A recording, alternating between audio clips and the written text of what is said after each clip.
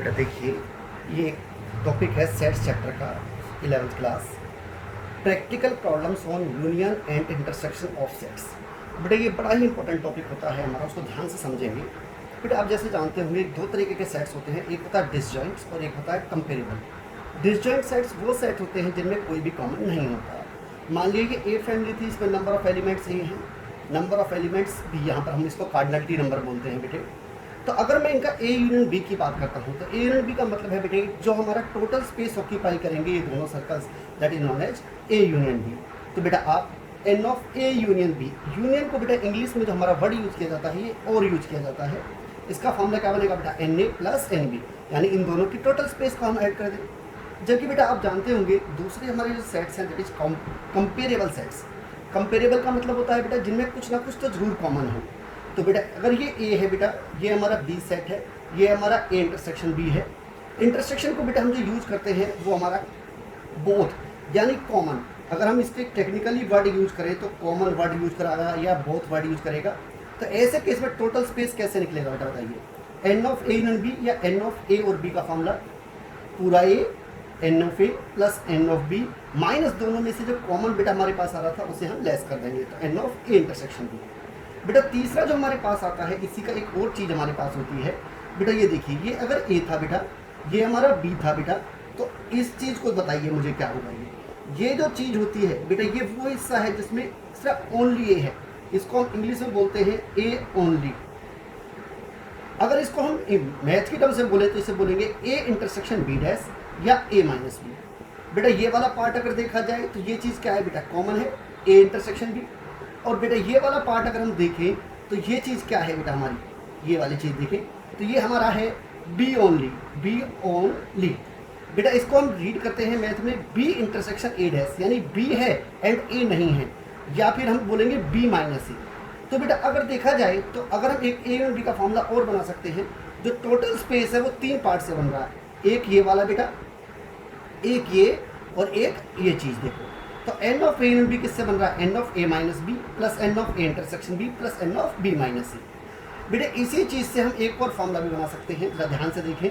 तो बेटा देखो जो हमारा पूरा ए है वो किससे बन रहा है, एक तो ए माइनस बी से बन रहा है यानी ए ओनली से बन रहा है, और एक ए इंटरसेक्शन बी यानी इनके कॉमन से बन रहा है। तो N of A we can say that n of A minus B plus N of A intersection B. Similarly अगर आप बी देखें बेटा तो बी भी किससे बन रहा है बेटा, ए इंटरसेक्शन बी और बी माइनस ए से। तो we can say that n B is equal to n of B minus A plus N of A intersection B. बेटा ए माइनस बी को मैं बार बार आपको बोल रहा हूँ, यही वर्ड याद रखना है, A minus B means A only and B minus A is B only. बेटा बी माइनस ए कौन सा हिस्सा है, ये वाला बेटा, और ए माइनस बी कौन सा है बेटा, ये वाला बेटा हमारे पास। ऐसे ही बेटा हमारे पास ये तो थे दो वेरिएबल्स के, अब हमारे पास आता है थ्री वेरिएबल्स में। बेटा अगर हमारा ये एक ए सेट है, ये हमारा बी सेट है और ये हमारा सी सेट है, तो ये वाली चीज़ देखो बेटा, ये चीज़ क्या कहलाई जाएगी बेटा, ए इंटरसेक्शन बी। ये क्या कहलाई जाएगी बेटा, ए इंटरसेक्शन सी।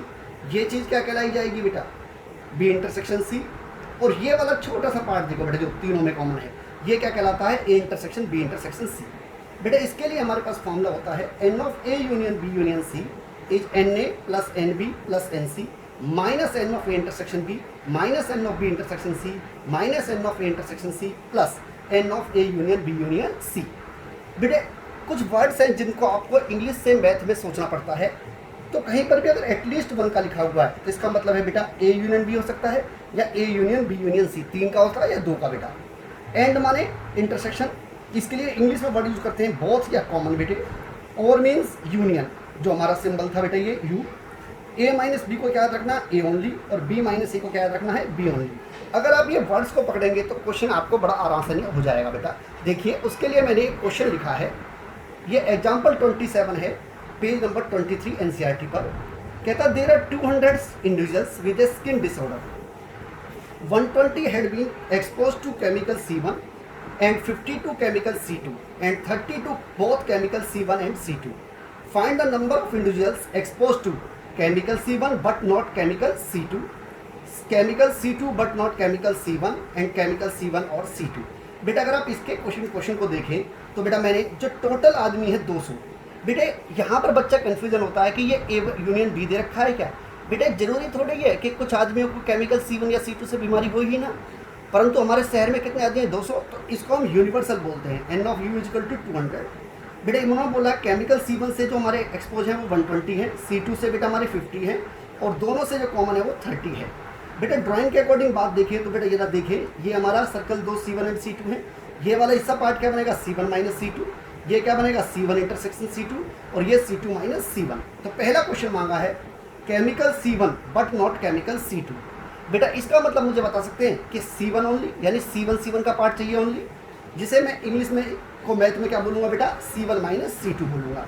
तो बेटा मैंने आपको एक फॉर्मूला बनाया था अभी पीछे कि N ऑफ C1 किसके इक्वल होगा, N of C1 minus C2 plus N of C1 intersection C2। आपको लर्न करने की जरूरत नहीं है, आप ड्राइंग के अकॉर्डिंग देखिए, जो पूरा C1 है वो किससे बन रहा है, C1 माइनस C2 से बन रहा है, और C1 इंटरसेक्शन C2 से बन रहा है। तो इस सिंपली मैंने इनकी वैल्यू डाली 120 is equal to N of C1 minus C2 plus 30 बेटा। तो यहाँ से मैंने सॉल्व किया तो N of C1 minus C2 की वैल्यू क्या हो जाएगी बेटा 90। सिमिलरली इन्होंने मांगा सेकंड पार्ट, केमिकल C2 वाले तो हों बट केमिकल C1 वाले ना हों। तो बेटा ओनली C2 है, इसका मतलब क्या होगा C2 ओनली, या हम क्या कह सकते हैं C2 माइनस C1। बेटा वही ड्राइंग अगर हम दोबारा देखें तो जो C2 है बेटा देखा जाए तो किससे बन रहा है, C1 इंटरसेक्शन C2 और C2 माइनस C1 से बन रहा है। तो बेटा मैंने N ऑफ C2 का फॉर्मूला लिखा N of C2 minus C1 plus N of C1 intersection C2।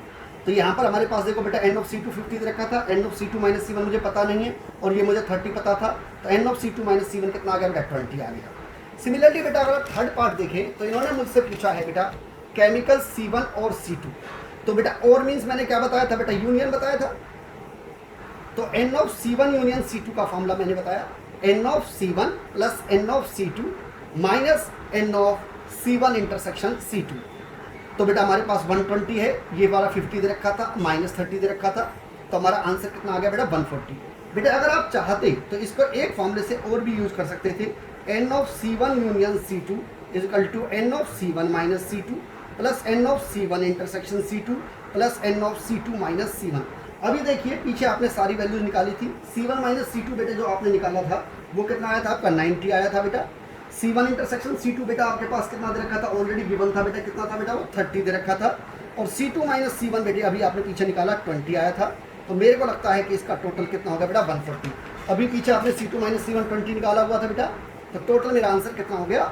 तो इस दो तरीके से भी हम इस क्वेश्चन को निकाल सकते थे, ये हमारा पार्ट बन सकता था।